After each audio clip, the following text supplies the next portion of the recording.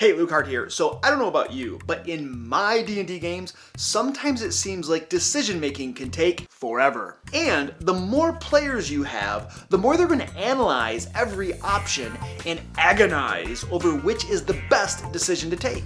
Now, in one respect, this is a good thing because it means they are engaged with the game, they're engaged with the story, and they really want to take the best course of action.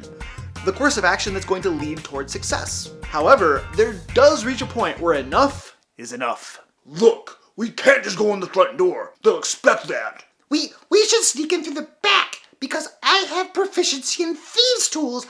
I can pick the lock. No, that will not work. Clearly there's one good solution here, and that's to go to the War Wizards, and they will teleport us into the guild hall.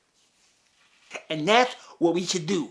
No, it will not work. Look, you guys, you have to trust me on this one. If we go into the back, they will never expect it. It's the most logical thing to do. I swear, I get so tired of you guys and your really dumb ideas.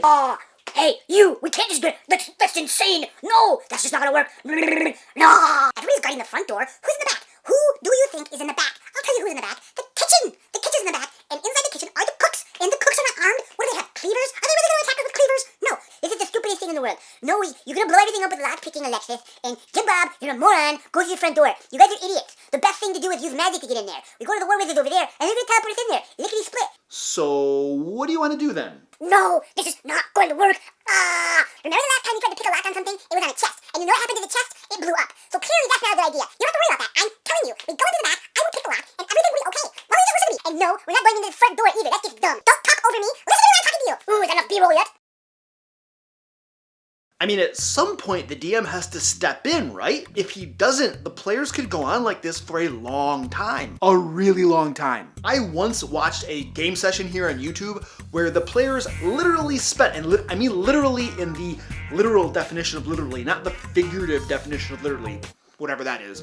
The players literally spent 2 hours discussing among themselves whether they were going to fight the bad guy or make a deal with him. And here's the thing, only 2 or 3 of the 8 players were actually engaged in the conversation and talking it out. The other 6 or so were quiet almost the entire 2 hours that this was going on, and I imagine the dialogue in their heads was something like, gee, I wish we could do anything at all, besides sit here and talk about this. My mind was rather blown away by this, and so I posted a comment along the lines of, hey DM, why didn't you step in and do something to speed things along?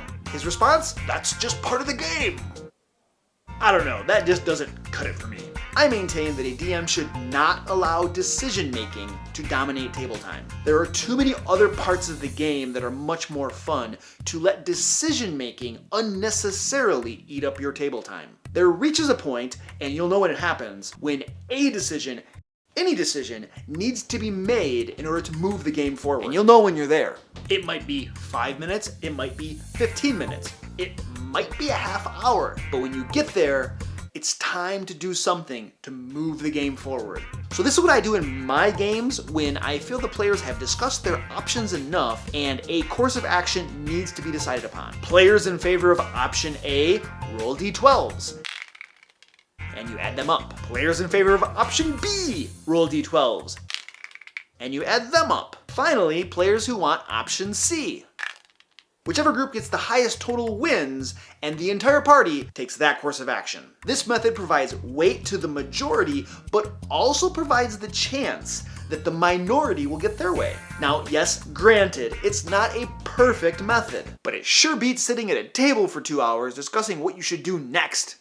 If you like this video and you want to support more of them, consider checking out my adventure, Prisoners of the Drow, over on DriveThruRPG, link in the description. It's pay what you want, so you can toss me a buck or two, or whatever, no big deal. I've also begun work on the sequel to that adventure, Into the City of Spiders, where the PCs need to infiltrate a Drow stronghold in a Drow city. Now, I don't have a definite timeline for that, but it should be done soonish, so stay tuned. Let me know down in the comments how you handle it when players take forever to make decisions. Also, please let me know if there are specific topics that you'd like to see me cover in the future. Until next time, let's play D&D.